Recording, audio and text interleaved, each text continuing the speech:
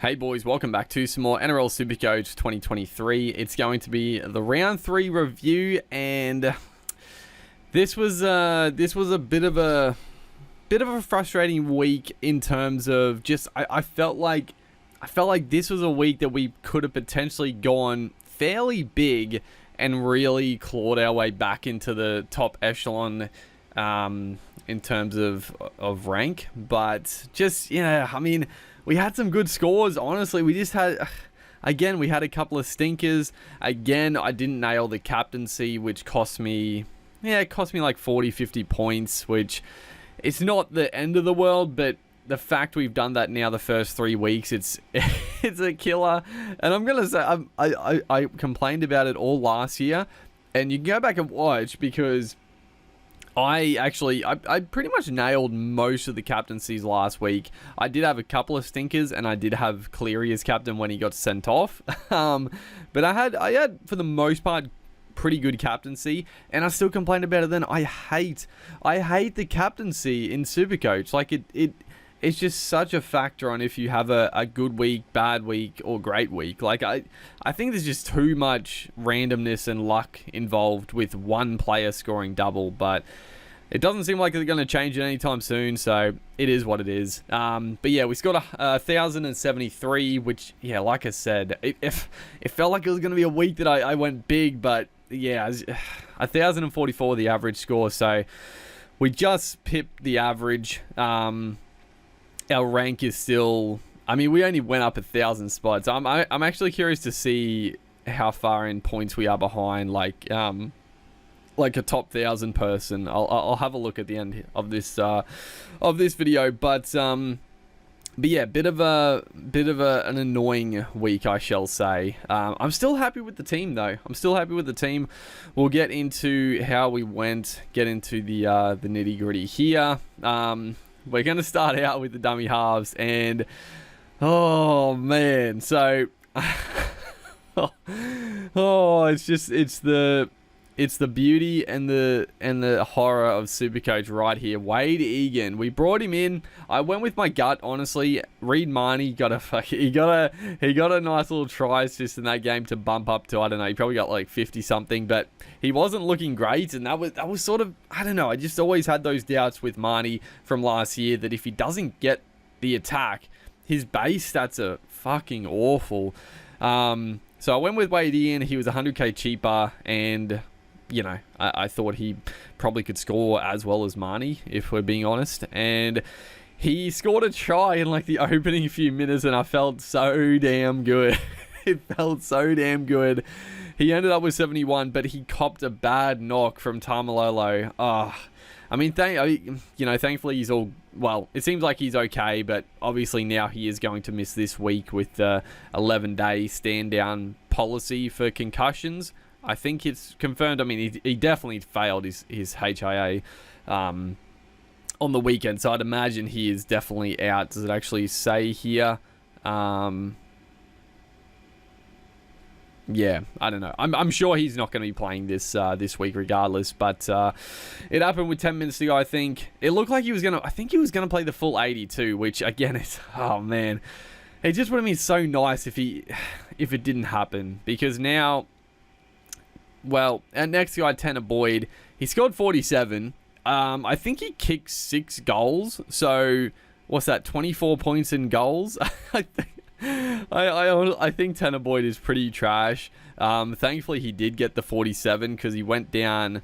He went down slightly. He didn't really change too much, which is nice. He got an okay score, which kept his price. At a decent rate. But now with the Egan situation, I think I have to get rid of Tanner Boyd, and there's definitely some avenues we can go. We'll have a look at some potential possibilities later, but I want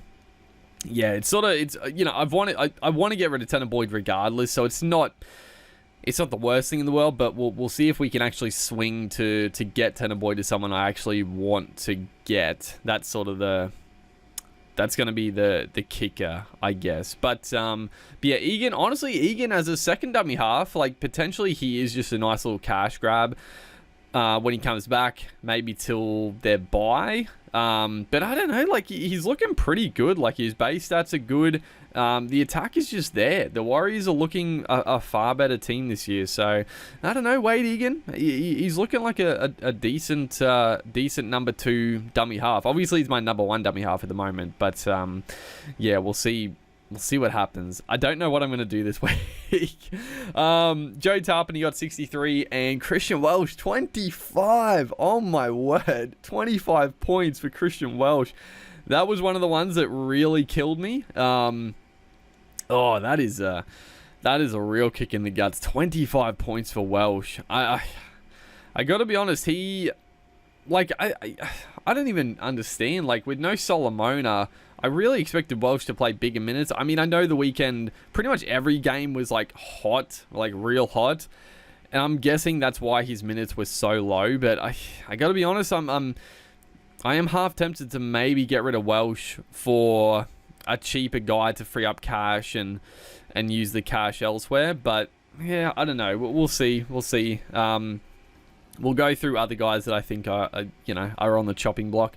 Utakamanu starting to get some decent scores. I mean, if he averages 50, that's beautiful. He'll get some really nice price increases. He's a really good, reserve player if needed. He's honestly the perfect, I'm still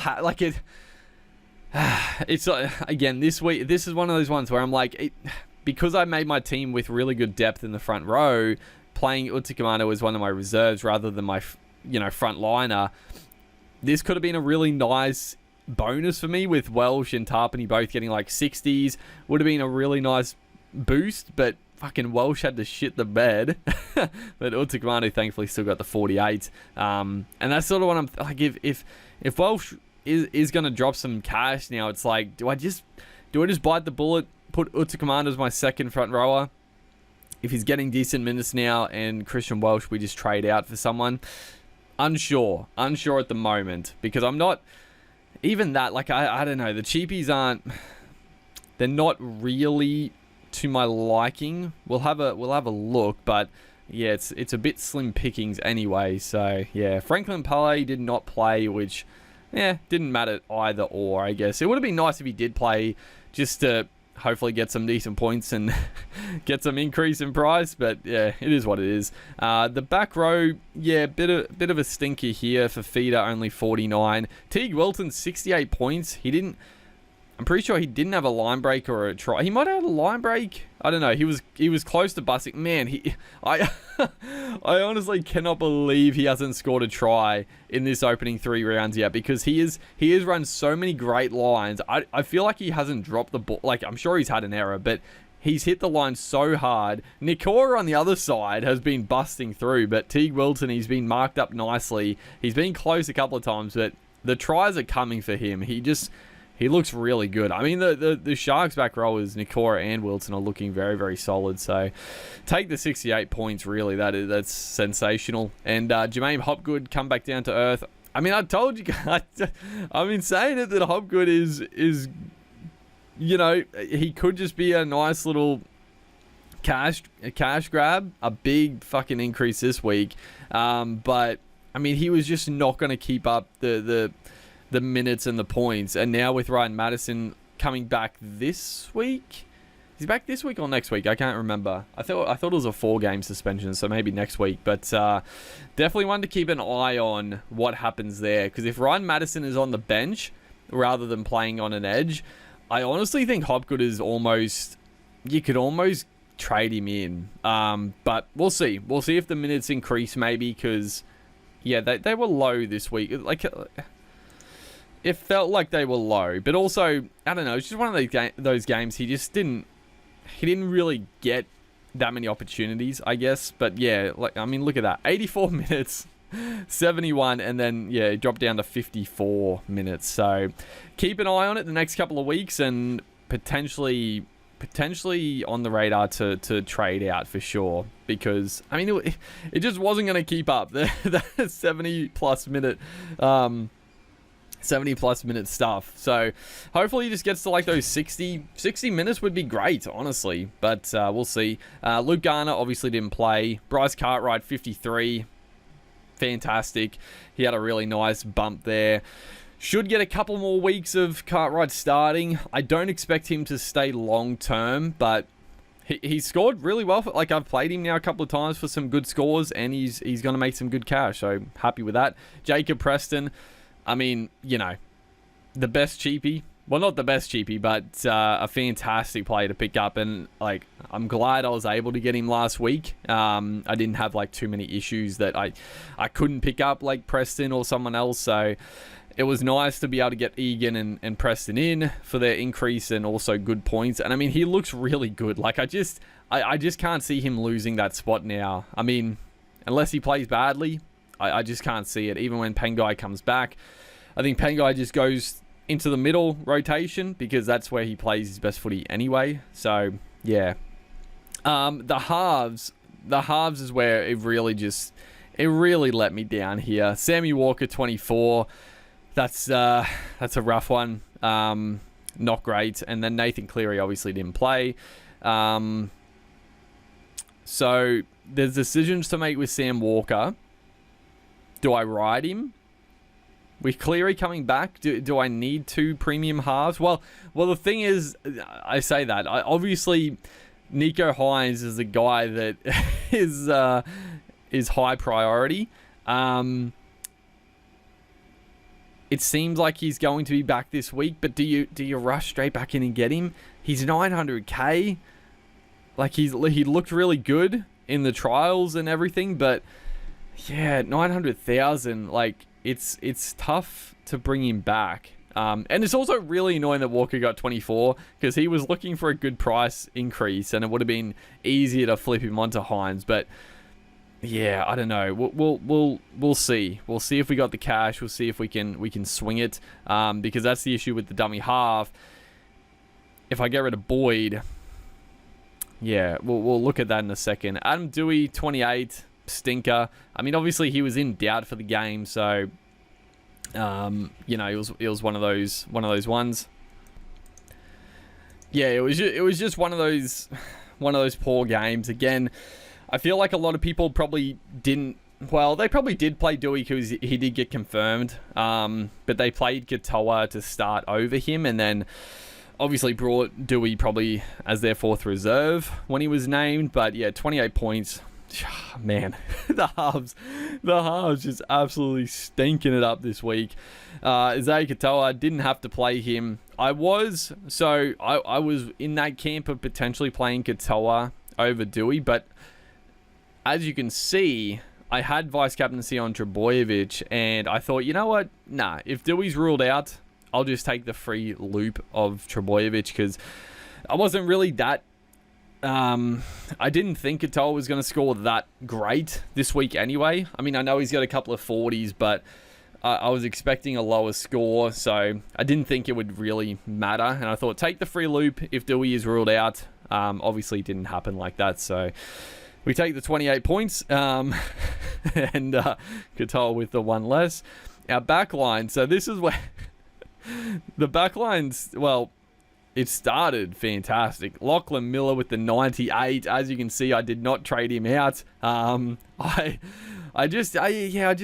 more I thought about it, I was like, you know what, Miller, I've liked him from the start of the year. He's scoring 50 points without doing anything. The attack is eventually going to come for him, and it did. He scored 2 tries.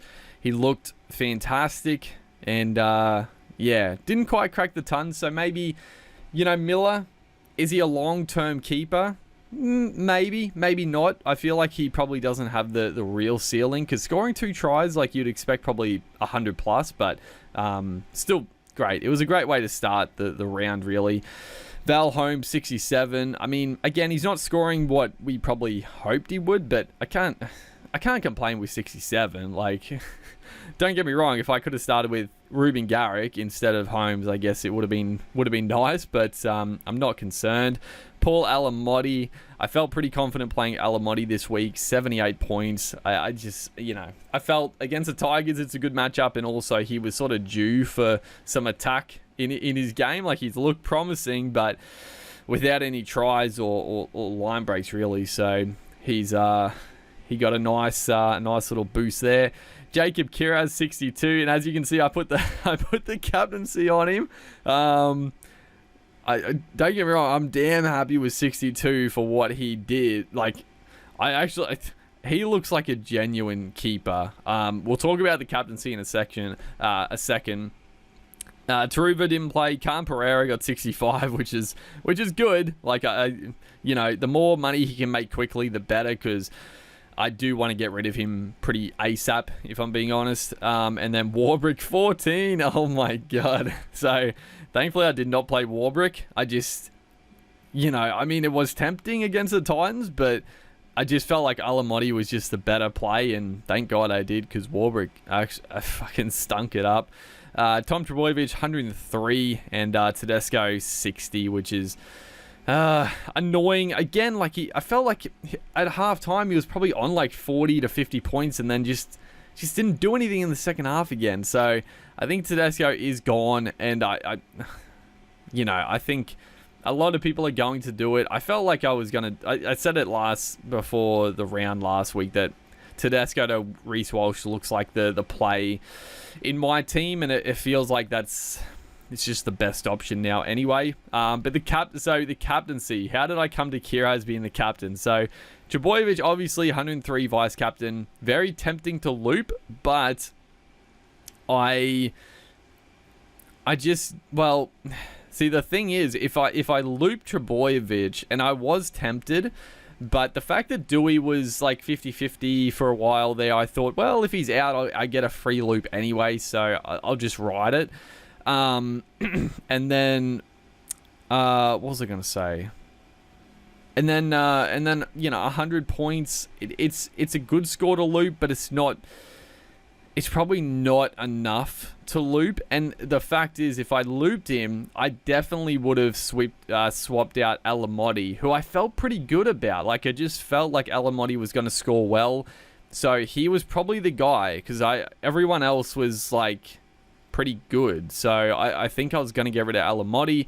So it definitely would have worked out worse if I did. If fucking Dewey got... This was the real kicker, though. If Dewey did get ruled out, I 100% would have scored more, because I would have got Trebojevic's free loop, because I would have taken the free loop if I could have. So he would have got 206. I would have taken out Dewey's fucking 28, so it wouldn't have mattered, and I would have got Warbrick's 14. So it would have been a lot better for me, but unfortunately, it didn't happen like that. And at the time, I thought, oh, you beauty, Dewey is in. But so it came down to the final round, because obviously Holmes was coming up earlier, and I thought Holmes is a good shout, but he worries me. Fafita crossed my mind briefly, but not really. Dewey, I know some people are talking about him, but I don't know. With the fact he was 50-50 to play, I just didn't really like it.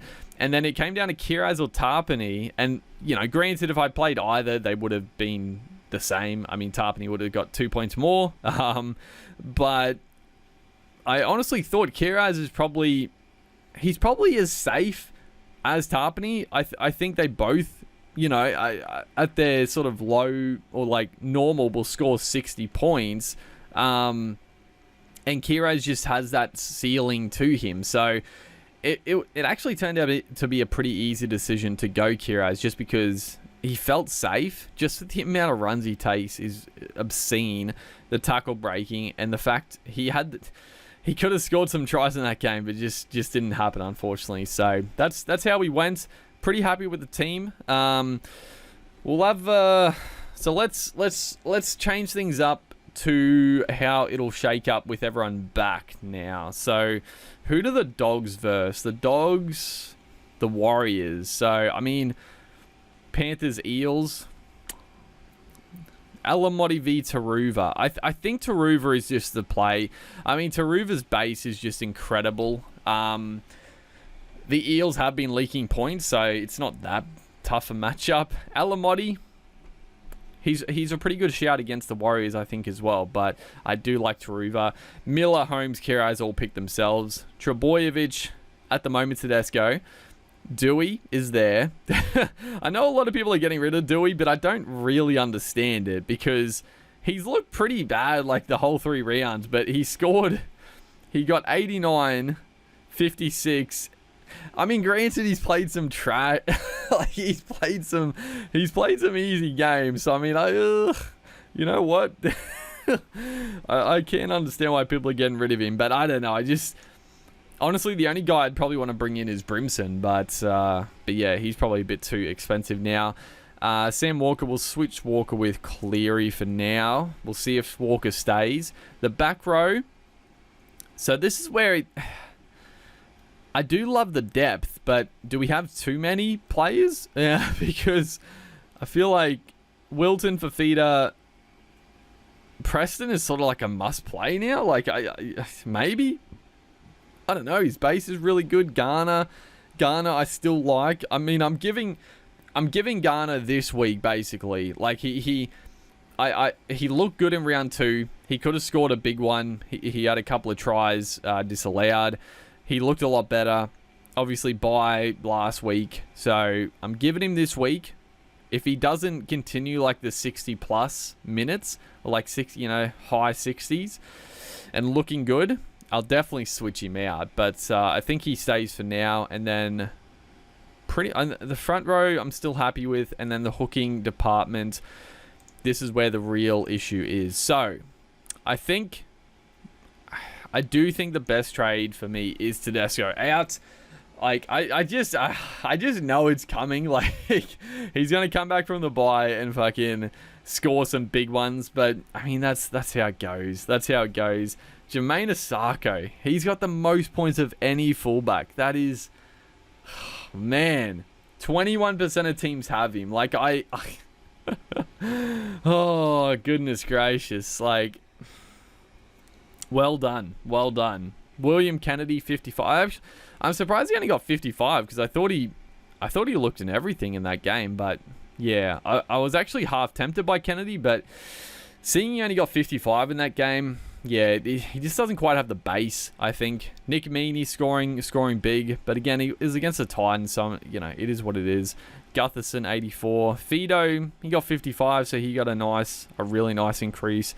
Mitchell, I mean, he's scoring pretty well. Like, he's averaging 67, but he's going to lose some good cash. Reece Walsh, I mean, this... Oh, my God. I mean, don't give me fucking Ruben Garrick, dude. I do think I need the money. But, God, having Garrick would be nice. Like, it probably just doesn't free up enough cash for me, unfortunately. But I don't even know what I want to do yet. So, there's a couple of plays. I mean, I like the Garrick because the Garrick pickup at fullback, I mean, honestly, I think he could be like one of the best fullbacks in the position. Obviously, he's center wing as well, so you would want him in the center wing spot. But you pick him up now, and then out of these 3, Miller, Kiraz, Holmes, or even like Taruva, Alamotti, any of these guys, if they get a really nice increase, make some money, you can then swing Garrick into the center wing and then trade out one of the other guys who maybe have hit their wall or their ceiling, and then trade them for a keeper fullback if possible. So I don't hate that, but I don't know if I've got it in me.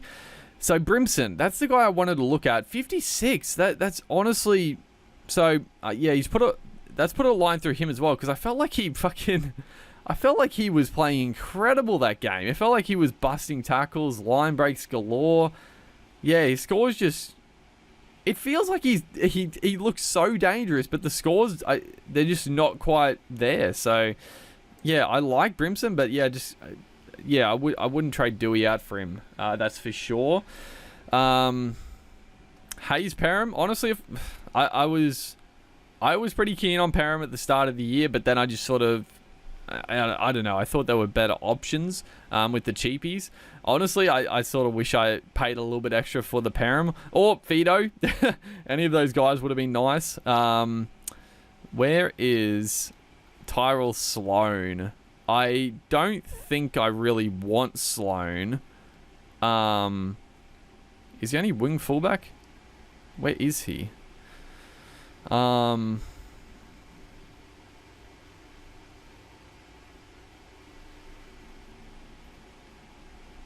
don't know. Honestly, it doesn't matter. I think Sloan potentially you could pick up in the centre wing, but it's a little risky, I would say. But let's just chuck Reece Walsh. I mean, this is what I wanted to do, but the game freaked me, dude. I don't. I still think it's the best option because it frees up over 200k. Reece Walsh is going to go up a bunch. Tedesco has a buy, and we'll probably still leak cash because unless he goes like a couple of tons in a row. But Walsh is on 0 points at half time, dude. Like he is a worry. I'm not gonna lie. And I just like it. Let's just do that for now because it's just a nice trade to make. If I'm being honest, I think it's just a nice trade. The Broncos also have I think they've got a pretty good run coming up. Dolphins, Tigers, Raiders, Titans, Parramatta, South, Manly. Like, it's not bad for sure. When's their bye? 4, 5, 6, 7, 8, 9, 10, 11, 12. Their bye's in round 16. So, yeah. So, one trade. Now, the dummy half. Who can I get? There is one guy that is not Harry Grant. He did get 100. Which does kill me. But, I mean, I picked up Egan instead of Harry Grant. Waiting got 71. And he was like 300k less. So, I still feel happy with that decision. And he would have got like 80 plus if he didn't get knocked out. Which is a real kick in the guts. But, Harry Grant... And the other thing, Harry Grant, they were taking on the Titans. Who were just notorious for leaking a lot of points through the middle. So, it was a game that you would expect Harry Grant to do well in. They do take on the Tigers now, which is also a game that he could go big points. Oh, but I think I've just got to ride out the fade. The guy, Tommy Starling, he has gone up 70k now, but honestly, it comes down to team list. Because Danny Levi, unfortunately, has a pretty nasty broken jaw. Looks like he's gone for like 8 weeks, they say. And he played big minutes. He was obviously their utility because they're not running Wolford. They had Danny Levi and Starling. He played pretty much the whole game, 77 minutes. And he looked great. Annoyingly, he scored so well in the first game too, so he has bumped up a lot in price. But honestly, if he gets, I don't know, I just can't see it happening. I just feel like there's no shot that Ricky Stewart plays Starling as the starting half and doesn't have like Wolford on the bench, or he'll just start Wolford and have Starling on the bench. But if somehow he does pick Starling and there's no genuine utility, bro, I'm going to Starling 100%. I mean, I could get Reed Marnie, but no, I just don't really like the Reed Marnie play. If I'm being honest, it's just 40. Yeah, he only got 44 points. I thought he was on like 50, but yeah, he got 44 points with a try assist. I think he got a try assist with a line break assist. I think he passed it. I don't know. Maybe they took it off him. I don't know. Who else potentially? I mean, we can afford some decent dummy halves now with that cash. So Starling, he is on the watch list. He is on the watch list. Marnie, no, I'm not keen. Robson can't afford. Cook can't afford. Not really doing that flash shot anyway. Blake Brayley can afford, but yeah, he's just a bit mid. Josh Hodgson, should have started with Hodgson over fucking Tanner Boyd.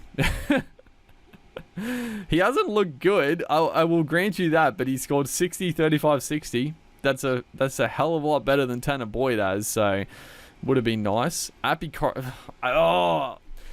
gotta be honest. I am so keen on Api Coruscant. Unfortunately, I feel like I've got to make a trade this week for a dummy half. And Appy has still got a lot of cash to fall, I would say. Maybe not, but I don't know. I can just feel Appy hitting some form. But I can't pick him up yet. I just can't. He got 45 points in 80 minutes. He had a bit of a shocker. Yeah, can't bring myself to do it. Anyone else? Brandon Smith got 54. I mean, I'm not concerned. Like, I wanted to get rid of him. I don't care that he scored that try. He scored a try. How many minutes did he play? He scored a try and only got 54 points. So I'm really not concerned getting rid of him early. He played 55 minutes. With a try and a line break, he still only had a PPM of 1, my guy. So that is atrocious. Like, he had to go. And Egan did score 20 more. So I'm happy with that. But yeah, I don't think there's anyone else other. I mean, Jaden Sullivan looked okay. But again, I mean, he scored a try with a line break, only 48 points. Meh. Cody Nikarima. I think Marshall King is back this week, is he? I don't know, but I wouldn't go Cody Nikarima. But that's pretty much, yeah. Honestly, probably Starling, or it's probably, I'm just praying that Starling gets named. Yeah.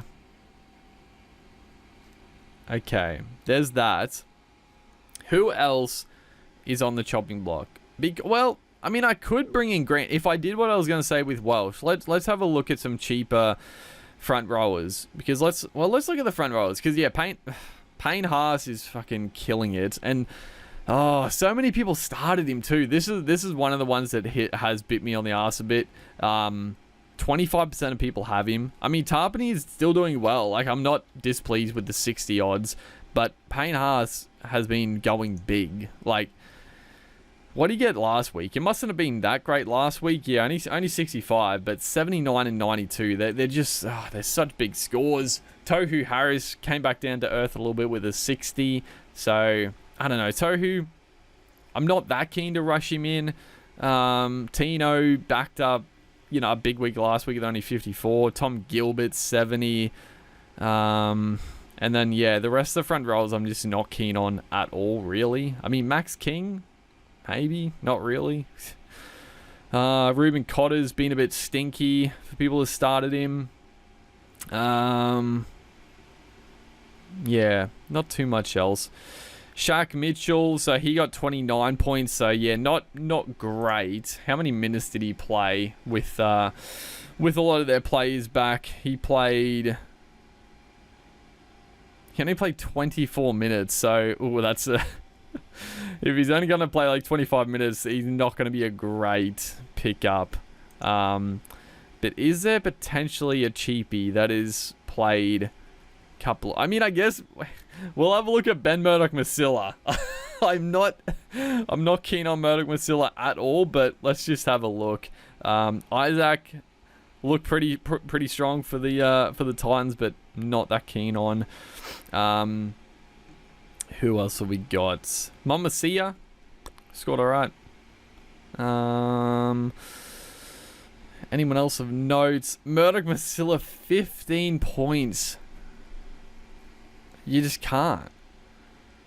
He only played 41 minutes, 15 points. He played 72 the week before, 37, and that was a line break included. So, no. Murdoch-Masila, absolutely not. I think he copped a knock in that game, but yeah, just absolutely not. And then Hetherington was another guy I was keen on to start the year, but Jesus, he's been terrible. Moali, 25 points, so him and Shark Mitchell are not looking great. Sean Kepi has been okay. Like, he was a bit more expensive, but he didn't even increase. Well, actually, this will be his third week now, won't it? Pasami Solo is definitely the best cheapy front row you could have got, but with Papali'i coming back, I wouldn't be that keen. Yeah, I'm not keen on any of these front rowers, dude. They're just not good. they're just not good. So unfortunately, I think I just have to ride out Christian Welch, hoping he comes good. Hoping he comes good really, because this just nothing else to really say about that. There's no one I want apart from probably Payne Haas, but that's a bit too expensive. So Walker is also on the chopping block. Who else? The back line is fine for now. Garrick is the guy I want to bring in, but at the moment it's fine. Granted I could bring in Garrick right now, but I honestly want to stack the centre wing this year. I feel like I would like one of the cheapies to increase. Or maybe a Miller. Miller is probably the guy that potentially could get traded out to a Garrick, but that's fine for now.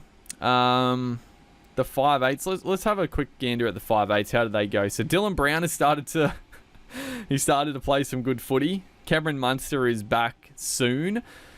Brimson, like I said, only 56. Ezra Mann, 48. And then the rest. So Matt Burton, 76. He actually scored some points. Still, if you started Burton over Dewey, you'd still be in the shit, because he only got 18, 30, then 76, and that was against the Tigers. Again, I still no for Burton. Cody Walker, no. And then, there's no one really else of note, I would say. I mean, Martin got 91, but not a pickup. So, that's right. Josh Schuster. Schuster is a guy, but I'm not going to pick him up this week, I don't think. Well, I could. I do think I'm going to pick up Schuster in the back row. So there's a couple of things, right? So Sammy Walker. If we look at the halfbacks, so Hines. That's right. If I go, what do I do? That's right. I forgot Hines is probably back this week. Hines is probably back this week, which means well, it depends. It depends if Starling is named. If Starling isn't named, well, let's say Wolford. If Wolford is named, then I wouldn't go Starling this week anyway. And I might just have to ride out Tanner Boyd and just hope that he scores like 40 to 50 points this week. Who are they versing? The Cowboys. It's not the worst game in the world for them. I might just ride out Tanner Boyd as my starting dummy half, which I don't like, but bringing in Nico Hines would be really nice. Or I could get rid of Tanner Boyd for like Sonny Luke, maybe, but I'm not sold on Sonny Luke either. But Sam Walker, so yeah, Hines is the guy that I want to trade Sam Walker out for. Hughes, I mean, I'm just not keen on any other halfbacks, really. I mean, Reynolds, he got 104, but I don't know. I just can't go there. And then, no one else. There's just no one else I would want. I mean, Trindle has been great, but as soon as Hines come back, Trindle is maybe on the bench, but probably out of the team. So Sam Walker has to go to Hines at some point. So the back row. I bring in Schuster for someone. Who do I bring him in for? I feel like Fafita and Wilton, I'm pretty much gonna keep. I'd be surprised if I got rid of those. Hopgood, maybe, but do I... I mean, that's the thing. I want the money this week, because if I get in Schuster, do I just get rid of Garner? Honestly, I know I was going to give Garner another week, but honestly, I'm feeling like I just get rid of Garner for the money, because if I go Garner, or do I get rid of... No. Oh, I don't know. I feel like you can't get rid of Hopgood yet. I feel like Wilton is too good. Fafita, I'm not going to lie, Fafita is tempting to get rid of, but I don't think I can. Because if we go like this, bring in Schuster early, because I'm going to want Schuster. Like, it's just a matter of, do I get him in this week or next week? Now, the base isn't there, but I'm not bringing him in to probably play him my 17 every week. I'll play him on matchups. So I bring Schuster in. I got 400k. I can probably trade out Tanner Boyd. Let's activate the boost quickly. I can 100% get Nico Hines for Sam Walker, or I can trade out Tanner Boyd for Harry Grant. No, I can't. I can't quite get Harry Grant. That's a bit of a bummer. So I'm unsure. I'm unsure what to do. I'm sort of leaning towards, I still think the Walsh trade is a lock-in. I'm sort of leaning towards just going Tanner Boyd to someone else. I guess I could do it like that, right? I could trade Walker, put Boyd into my halfback spot. Oh yeah, I forgot about that. You can trade out Walker, and then you can swap Boyd into halfback and then pick up a hooker. And I could pick up Grant like that. So that's another option, which would probably work out better anyway, honestly. So that's maybe what I just end up doing. I know I was going to fade Grant, but the fact I've got Egan now, I feel like Egan is just such a good second dummy half for Grant, because he won't play Origin. He plays for the Warriors, and their buys I don't think really line up, or they do line up. I don't know. But yeah, I'll decide on what I want to do. I'm probably leaning towards Walker out, but I'm not sure, because I might pick up Hines. It's either Hines or Grant, I guess. It's either Nico Hines or Harry Grant, and I'm not... I feel like Grant first and then Hines, because Hines, I don't know, coming back from this injury, does he goal kick? Probably, but it would just be such a nightmare, because they got their bye coming up in round 6, so it's like, do they really risk Nico Hines before they have their bye? I don't know, dude. Like, the fact they lost last game, they probably do rush him back in.